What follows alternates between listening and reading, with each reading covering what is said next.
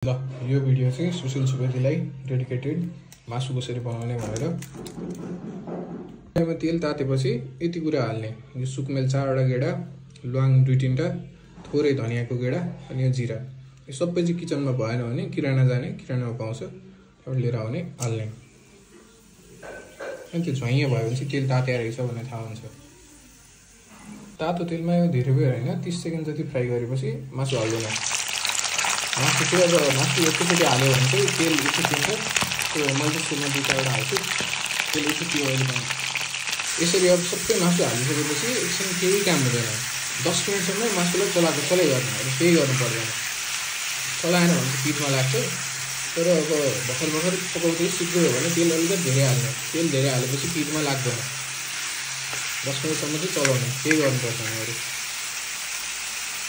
मासु कराईमा हालेको 1-2 मिनटपछि मासु अलि श्रिङ्क हुन्छ। अनि त्यसपछि बेसार हाल्दिने। यो बेसार चाहिँ त्यति कडा छैन, लाग्दैन, त्यही अलि धेरै हालेँ मैले।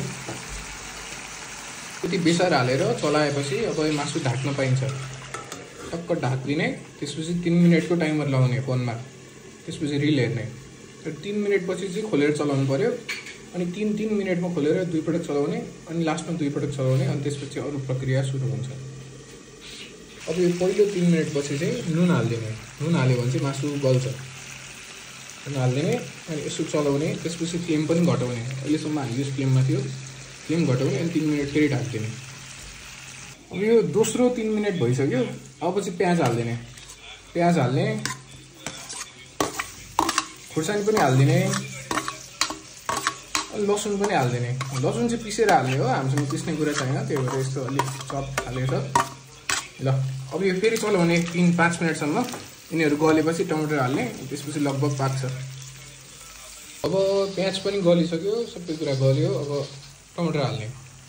टमाटर हालेपछि टमाटर त एकैछिनमा गलिहाल्छ। त्यसपछि मेन इन्ग्रिडियन्ट हाल्ने, अब म देखाउँछु।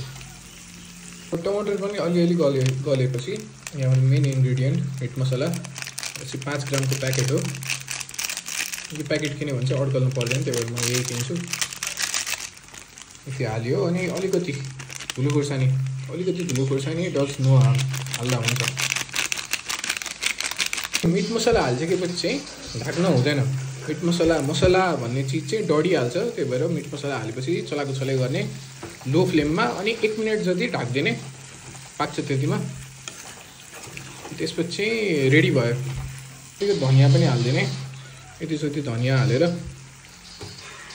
अलिकति धनिया चाहिँ चलाइदिने मासुसँगै हैन।